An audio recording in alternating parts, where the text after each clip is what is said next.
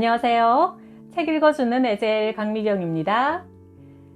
태국의 최문정 선교사님은 예언기도의 은사를 통해 연약한 사람들을 바로 세우고 돕는 사역을 하시는데요. 말도 많고 탈도 많지만 예언기도를 잘 사용하면 영혼의 응급처치라고 하십니다. 흥미진진한 예언기도 이야기 들려드릴게요.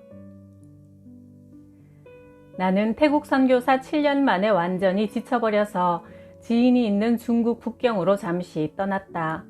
구역 예배 중 처음 만나는 교인들을 위해 예언 기도를 하게 되었다. 정확한 기도를 위해 사전에 그들에 대한 어떤 정보도 듣지 않고 한 사람 한 사람을 붙들고 기도했고, 내 지인 정집사는 정확한 검증을 위해 기도 내용을 받아 적었다. 고상하고 품위 있어 보이는 베이징 주재원의 집에서 몇 사람이 모여 예배를 드린 후 주재원을 위해 이런 기도가 나왔다. 회칠한 무덤 같도다. 네가 겉은 반듯하나 속은 아니다. 네가 자녀를 그런 곳에 보내놓고도 내게 예배를 드리느냐? 하나님의 분노를 감당할 길 없어 나는 기도를 멈추고 그에게 물었다.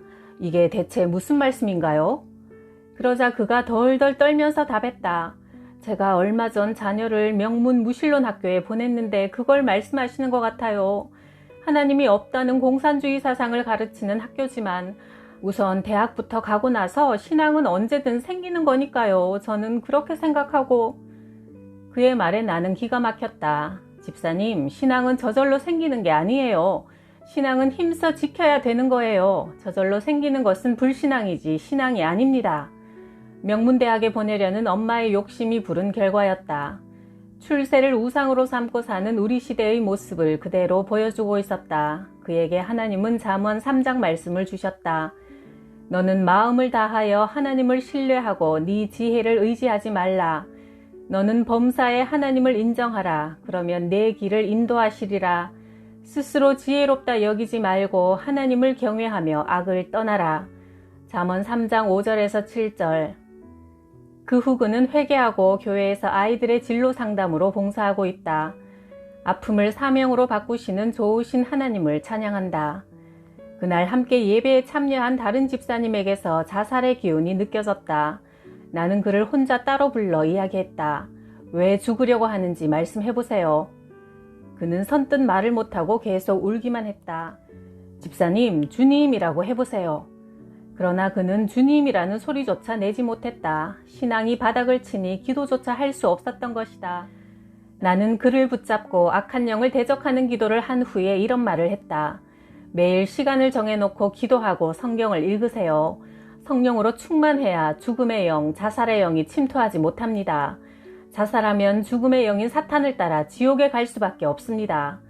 예수님을 믿는다는 것은 내 죄를 대신 지고 죽으셨다가 살아나신 그분을 내 인생의 주인, 내 생명의 주인으로 모시고 산다는 뜻입니다. 그럴 때 생명이요 부활이신 예수님을 따라 천국과 영생을 선물로 받게 되는 거예요. 한 자매에게 이런 예언 기도가 나왔다. 자녀들에게 마음을 너무 많이 준 나머지 하나님을 바라볼 힘이 없다고 하십니다. 그러나 하나님을 먼저 의지하고 신뢰하면 아이들은 하나님이 책임진다고 하십니다. 아이들 키우는 것에 온 마음을 빼앗기지 말고 특히 자녀들의 건강에 대해 염려하지 말라고 하십니다. 시간을 내어 성경을 묵상하고 말씀을 의지하여 기도하면서 하나님을 만나라고 하십니다. 기도를 받은 자매는 매우 냉철하고 이성적인 성격이라 좀처럼 감정 상태를 내보이는 법이 없는 사람이라는데 손을 덜덜덜 떨면서 말했다. 제가 자녀들 교육에 대한 관심이 많아서 과외 선생님을 구하지 못한 일만으로도 원형 탈모가 생겼어요. 부모님이 병으로 일찍 돌아가신 데다 저 자신도 유전적 질병이 있어 아이들마저 건강에 문제가 생길까봐 늘 노심초사 전전긍긍하며 살아요. 하나님이 정말 살아계신가 봐요. 나를 다 아시네요. 맞다. 하나님은 우리를 지으신 창조자시요 아버지신데 어찌 우리에게 관심을 갖지 않으시겠는가. 박 집사님도 하나님의 위로와 격려를 기대하고 내게 기도를 부탁했다. 그런데 기도하려고 엎드리자마자 엄청난 책망이 나왔다. 빗방울이 바위를 뚫듯이 끊임없이 잔소리하는 여자랑은 살 수가 없다고 하십니다. 가족들에게 잔소리하면서 나는 본래부터 이렇게 생겨먹었으니 어쩔 수 없다고 말하지 말라고 하십니다. 악한 것을 합리화하지 말고 선한 것으로 바꾸라 하십니다. 박 집사는 너무 창피했던지 기도를 끝내자 바로 일어서서 나가버렸다. 기도하는 나도 당황했고 옆에서 받아 적는 정 집사도 어쩔 줄 몰라 했다. 예언 기도가 하나님의 위로라고만 알고 있으나 사실은 하나님의 권면이나 책망도 예언 기도의 중요한 내용이다. 박 집사님은 그 후 1년 뒤 태국에 있는 내게 전화를 걸어왔다. 선교사님, 그땐 너무나 창피해서 인사도 없이 나가버렸지만 사실 그 기도는 제 상황을 정확하게 짚어준 것이었어요. 그래서 가족들에게 정식으로 사과했고 그 덕분에 이제는 전에 없던 행복이 가족 간에 피어나고 있어요. 감사해요. 예언 사역의 열매가 바로 이런 것이다. 하나님으로부터 오는 위로와 책망을 통해 하나님의 사람으로 온전히 세워가는 것이다. 시간을 보니 오전 10시부터 기도를 시작했는데 오후 1시가 다 되어 있었다. 공항에 가야 할 시간이었다. 화장실에 들어가 눈물을 닦고 손을 씻는데 벼랑간 주님의 음성이 들려왔다. 착하고 충성된 종아. 그 순간 나는 바닥에 꼬꾸라졌다. 주님, 제가 여기 있습니다. 선교가 힘이 들어 도망치듯 떠나왔지만 저를 주님께서 쓰시고 싶은 대로 마음껏 쓰십시오. 곤고하고 지친 영혼들을 바로 세우기 위해서라면 어디든 달려가겠습니다. 살아계신 하나님을 세상에 전하는 사명자로 저를 불러주셔서 감사합니다. 그런데요, 주님, 태국으로 돌아가려면 방콕을 경유해서 하룻밤 자야 하는데 방콕의 배 선교사님이랑 전화 연락이 안 되네요. 걱정하지 마라. 공항에 도착하면 배 선교사가 미리 나와 있을 것이다. 주님의 말씀대로 방콕 공항에 도착해보니 정말 그가 나와 있었다. 그렇게 해서 나는 울며 떠나왔던 태국으로 발걸음도 가볍게 춤추듯 다시 들어갈 수 있었다. 2010년 7월 나는 서울대학교에서 진행하는 외국인을 위한 한국어 교사 양성과정 수업을 듣기 위해 고국으로 들어왔다. 태국에서 대학생들에게 한국어를 가르치며 복음을 전하는데 전문적인 실력이 필요했기 때문이다. 평소 알고 지내던 김 집사님이 얼마 전 전도한 엄마와 동생을 위해 기도해 달라고 부탁했다. 그러나 내게 친정 식구들에 대한 어떤 정보도 미리 주지 않았다. 정보를 미리 주면 하나님의 생각보다 내 생각이 개입되어 기도가 나올까 싶은 우려에서였다. 우리는 만나자마자 통성명도 하지 않고 곧바로 기도에 들어갔다. 먼저 여동생을 위해 기도했다. 내 딸아, 너의 모습 그대로 괜찮다. 내가 너를 사랑한다. 내가 너의 남편이 되어주면 그것으로 다 괜찮지 않겠니? 여동생은 그 순간 미간이 파르르 떨리더니 눈물을 뚝뚝 떨어뜨렸다. 그녀는 아주 오랫동안 정신분열증, 분노조절장애 약을 복용할 정도로 심각한 상태였다. 우울함이 가득했고 패배자라는 의식에 시달려 2번이나 자살을 시도했고 부엌 싱크대에 구더기가 생겨날 정도로 자신의 삶을 방치하고 있었다. 언니, 나는 세상을 살아갈 힘이 없어. 언니인 김 집사와 통화할 때마다 입버릇처럼 이런 말을 했단다. 그녀는 결혼했다가 정신질환 문제로 1년 만에 이혼을 당한 상태였고 주님께선 자매의 상실감과 떨어진 자존감을 아시고 남편이 되어주시겠다고 하셨다. 그녀의 전신을 안수하며 건강 회복을 위한 치유 기도를 했다. 이번엔 김 집사의 어머니를 향한 예언 기도가 나왔다.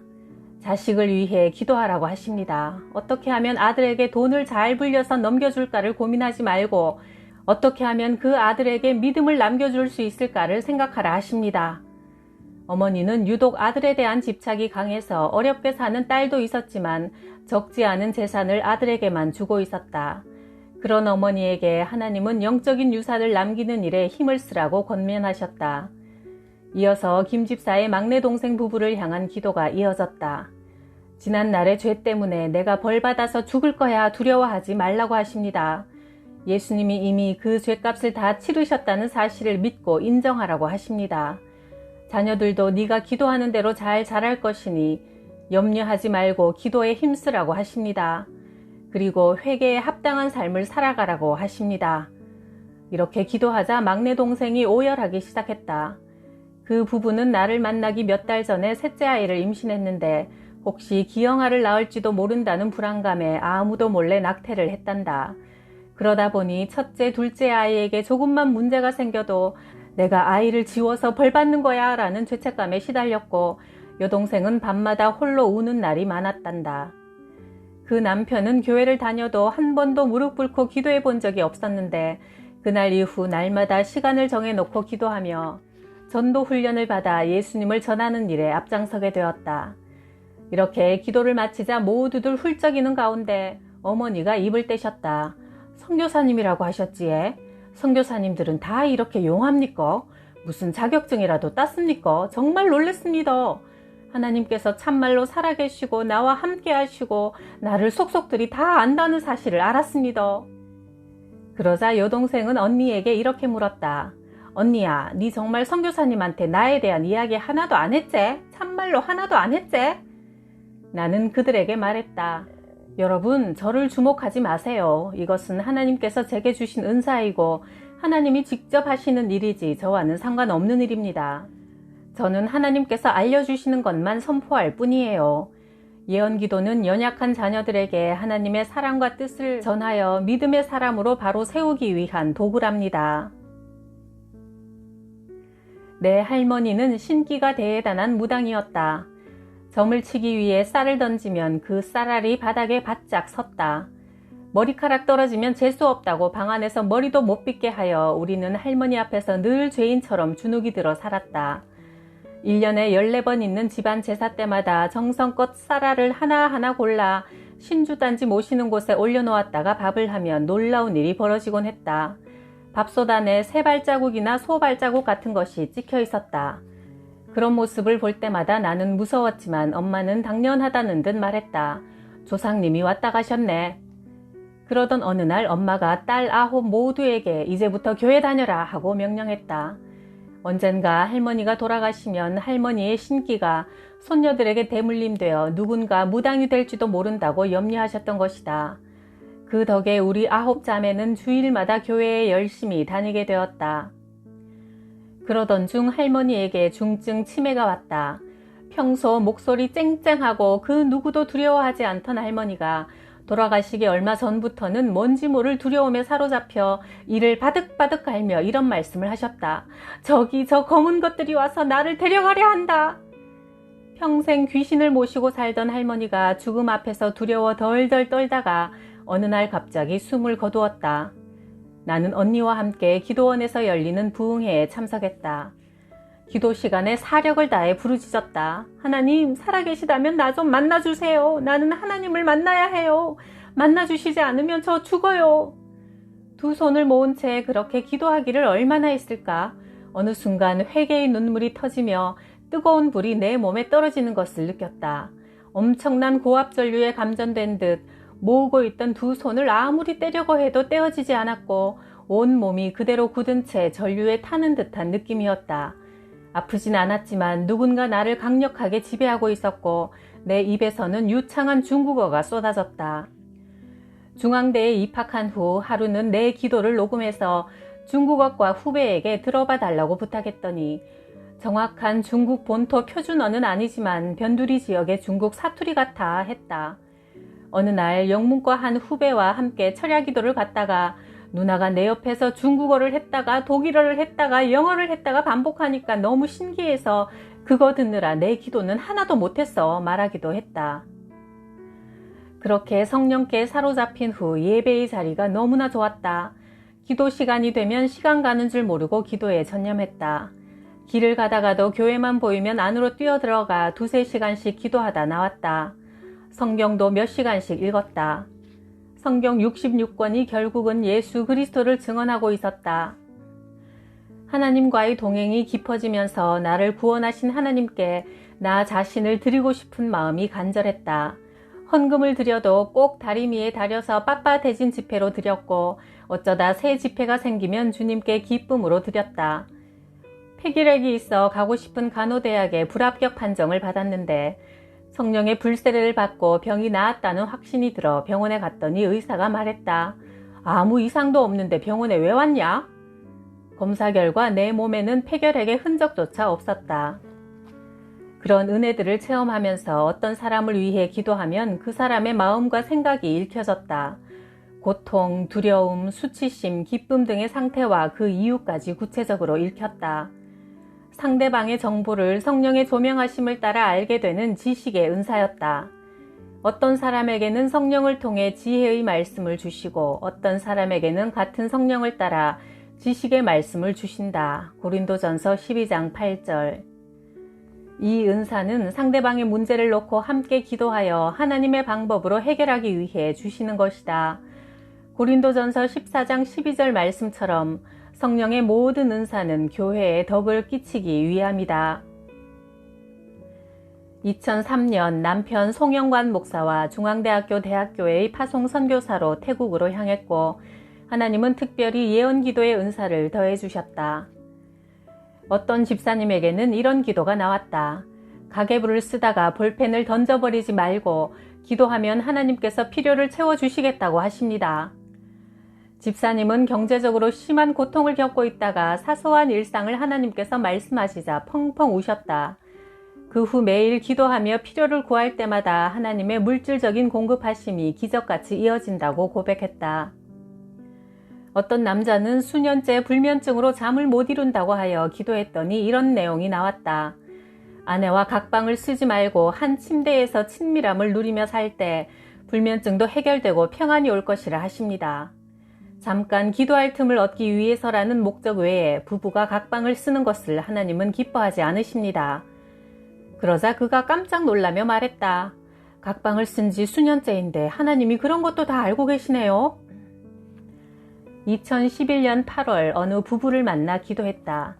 이 가정에 하나님께서 귀한 아이를 주실 거라고 하십니다. 그것을 준비하기 위해 살을 좀 빼라고 하십니다. 둘이서 많이 산책하며 걸으라 하십니다. 먹는 것으로 다이어트 하지 말고 운동을 해야 호르몬이 재기능을 하여 아이가 생길 거라고 하십니다. 기도를 마치자 아내가 깜짝 놀라며 말했다. 저희가 결혼한 지 3개월 됐는데 저는 결혼 전부터 생리불순이 있었어요. 결혼하고 나서도 한 달 동안 생리가 없어 병원에 가서 촉진제를 맞아가며 정상적인 리듬을 겨우 회복한 뒤였습니다. 남편이나 나나 내가 호르몬 밸런스가 깨져 있음을 알고 있었지만 그런 이야기는 아무에게도 하지 않았어요. 내가 결혼 전 워낙 살이 많이 찐 상태라 내심 제때 아기가 생길까 걱정하고 있었어요. 이 부부는 다음 날부터 그대로 순종했다. 저녁을 먹으면 두 사람이 손을 잡고 산책하며 걸었고 남편과 대화를 나누며 두 사람은 더욱 가까워졌단다. 오빠하고 같이 걸으니까 참 좋다. 하나님은 정말 좋은 분이야. 둘은 가정예배도 매일 드렸고 각자의 방에서 기도 생활을 했다. 그러기를 한 달 후 자매는 임신했고 무사히 아이를 낳았다. 그 남편은 이렇게 고백한다. 내가 누군가를 만나 사랑하고 결혼하고 자녀를 낳고 가정을 세워가는 모든 일들이 하나님과 관계되어 있고 하나님께서 그 모든 것을 이루어 주신다는 것을 예언 기도를 통해 알았습니다. 하나님과 함께 살 때에야 우리 인생이 가장 복되고 아름답다는 것을, 나의 모든 걸음을 하나님께서 다 보시고 아시고 이끄신다는 사실을 알게 되었습니다. 어느 산기슭의 가난한 가정을 방문했다. 사는 형편이 말이 아니었고 남편에게선 술 냄새가 풍겼다. 그 아내에게 이런 예언 기도가 나왔다. 너는 땅 문제에 대해 전혀 관여하지 마라. 내가 찾아줄 것이다. 사연을 들어보니 남편이 최근 어머니가 몰래 사놓은 땅을 상속받게 되었단다. 그런데 알코올 중독자 남편이 땅 문서를 제대로 감정도 해보지 않은 채 부동산 일을 하는 지인에게 맡기며 내게 1억만 주면 나머지는 당신이 알아서 처리하라고 했단다. 빚도 갚아야 하고 곰팡이가 피지 않는 햇볕 잘 드는 집으로 이사도 가야 하는데 남편이 굴러들어온 복을 다 차버렸다며 아내는 한숨을 푹푹 쉬었다. 나 역시 하나님께서 이 일을 어떻게 풀어가실지 궁금했다. 그런데 그 후 하나님이 놀라운 응답을 그 가정에 행하셨다. 부동산 중개업자가 계약서를 쓰고 그 땅을 팔려고 했지만 땅 주인 본인이 계약서를 쓴 게 아니라는 이유로 계약은 법적으로 무효가 되었고 결국 그 땅은 주인인 남편에게 되돌아왔다. 그 가정은 조그마한 상가 건물도 사고 햇볕 잘 드는 집으로 이사를 갈 수 있었다. 하나님께서 말씀하신 대로 땅 문제를 하나님께서 직접 해결하신 것이다. 그 소식을 듣고 나도 너무나 기뻤다. 이런 일들을 통해 하나님은 그 가정을 믿음의 가정으로 변화시키고 계셨다. 2010년 8월 교회의 금요 철야 기도회 때 처음 보는 어떤 자매가 기도를 부탁했다. 기도실로 들어가 이름도 묻지 않고 곧바로 기도를 시작했다. 교제 중인 형제가 날 버릴까 조바심 내지 말라고 하십니다. 하나님을 신뢰하고 그 형제를 위해 기도할 때 하나님께서 맺어주시는 것이지 내가 붙잡는다고 해서 되는 것이 아니기 때문입니다. 그러자 자매는 폭풍 눈물을 쏟아 까만 마스카라 눈물을 흘리며 말했다. 제가 요즘 집안 배경이나 학력 등 모든 면에서 나보다 조건이 월등한 형제와 막 교제를 시작했어요. 나는 부족하니까, 나는 열등하니까 라는 생각으로 그의 의견에 전혀 거절하지 못하고 그 친구가 원하는 방식으로만 교제가 흘러갔어요. 그가 나를 버리면 어쩌나 하는 조바심으로 늘 불안했어요. 그런데 나는 다른 누구의 소유가 아니라 하나님의 것이며 내가 나를 얼마나 존귀하고 소중하게 지켜야 하는지도 알게 되었습니다. 어느 모녀를 위해 기도했는데 딸에게 이런 기도가 나왔다. 모든 것이 엄마 때문이라고 말하지 말라. 엄마 때문에 그런 게 아니다. 엄마를 원망하지 말라. 그 딸은 어린 시절 엄마를 돕기 위해 탈수기를 돌리다가 손을 넣는 바람에 손에 장애를 입게 되었단다. 그때의 충격이 너무 커서 딸은 무의식 중에 늘 엄마를 향한 원망을 갖고 있었고 몇 달 전부터는 직장에 가면 자기를 험담하는 동료들의 소리가 환청으로 들려와 극심한 스트레스를 받고 있었다. 나는 자매에게 손을 얹고 대적 기도를 했다. 예수 그리스도의 이름으로 명하노니 원망, 미움, 피해의식, 열등감을 주는 모든 악한 영들은 떠나갈지어다. 주님, 이 딸에게 성령의 생수를 부어 모든 아픔을 씻어주옵소서. 딸도 울고 어머니도 울었다. 그 어머니를 위해서는 이런 기도가 나왔다. 자식이 아픈 것이 어머니 때문이 아니다. 어머니가 잘못 키워서 혹은 어머니의 죄가 커서 그 딸이 아픈 게 아니다. 이 일을 통해 하나님께서 하시는 일을 나타내시려는 것이다. 요한복음 9장 3절. 그 어머니는 장애를 입은 자식 때문에 날마다 죄책감에 짓눌려 살다가 비로소 평안과 감사를 회복했다. 어머니의 모든 짐을 대신 지신 예수님을 구원자로 만나는 감격을 누리게 된 것이다. 그 후 딸은 회사의 정직원으로 발령이 났고 어느 전도사님에게 프로포즈를 받아 결혼하여 사역자의 길을 가고 있다. 어느 선교사님이 아들에 관한 고민을 털어놓으셨다. 하나밖에 없는 아들이 음주 가무를 즐기며 허랑방탕하게 산다고 하여 나는 집으로 찾아가 아들을 위해 예언 기도를 했다. 현재의 삶을 떠나 하나님께로 돌아오라는 무서운 경고의 말씀이 임했다. 그러나 청년은 기도를 무시하고 자리에서 벌떡 일어나더니 나이트클럽에 간다며 밖으로 나갔다. 그런데 클럽에서 여자들과 어울려 술을 마시며 춤을 추다가 죄의 삭은 사망이다 라는 하나님의 음성을 듣고 그 자리에서 꼬꾸라졌다. 하나님의 우레와 같은 음성에 그는 얼마나 놀랐던지 클럽 바닥에 엎어져 회개 기도를 했고 어머니에게 와서 이 말부터 했단다. 엄마, 선교사님이 나를 위해 기도해 주실 때 내가 말은 안 했지만 하나님이 나를 다 보고 계시다는 걸 이미 알겠더라고요. 그 뒤부터 이 청년은 음주 가무를 끊고 그동안 소홀히 했던 공부를 하기 위해 유학까지 갔다. 그곳 교회에서 성경 공부를 하며 가끔 전화를 걸어 아빠를 위해 매일 기도하고 있습니다 한다니 하나님이 아니시라면 어떻게 이런 일들이 가능할 수 있으랴. 나는 예언 기도한 모든 내용은 녹음기에 녹음해서 기도 당사자와 그 교회 목사님께 전해드린다. 예언 기도는 그 특성상 교회 지도자에게 성경적인지 점검을 받을 필요가 있다. 만약 어떤 예언 은사자가 교회의 권위 아래 순복하지 않고 오직 스스로 하나님 뜻을 분별할 수 있다며 독불장군처럼 주장한다면 경계해야 한다. 예언 기도의 궁극적인 목적은 성도를 믿음으로 견고하게 세워서 교회를 더욱 사랑하고 섬기도록 하기 위함이며 이후로는 성숙한 신앙인이 되어 직접 말씀을 보고 기도하면서 하나님의 뜻을 찾도록 안내하는 것이기 때문이다. 그래서 나는 사람들에게 말한다. 자꾸 예언 기도만 받으려고 하지 마세요. 한두 번 경험했다면 이제는 매일 스스로 말씀과 기도로 하나님과 교제하며 영적으로 견고하게 서야 합니다. 예언 사역은 응급처치와 같다. 너무 지쳐서 하나님 말씀을 알아듣지 못하는 영혼, 혹은 자신의 욕심이나 욕망에 눈이 어두워 하나님 음성에 귀가 가려진 영혼에게 폭풍 같은 권면이나 따스한 위로를 전하여 온전하게 서도록 돕는 사역이다.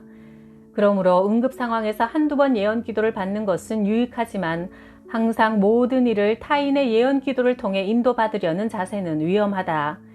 사람이 살면서 병원 응급실의 도움을 받아야 할 때가 있지만 그렇다고 기침 한 번 나고 열이 조금 난다고 하여 매번 응급실로 직행하는 것은 비정상적인 것과 마찬가지다. 우리가 지금 어떤 현실의 문제를 안고 있더라도 나를 다 아시고 사랑하시고 돌보시는 하나님을 만나기만 하면 산다. 하나님께서 말씀하시기를 너희는 나를 찾으라 그리하면 살리라. 아모서 5장 4절. 너희를 향한 나의 생각은 평안이요 재앙이 아니라 너희에게 미래와 희망을 주는 것이라. 예레미야 29장 11절. 예언 기도를 받는 것도 가끔 필요하겠지만 언제 어디서나 예수님의 이름으로 하나님을 직접 만날 수 있는 기도의 특권을 마음껏 사용합시다. 구독, 좋아요, 댓글에 사랑 덕분에 신나고 힘납니다. 감사해요.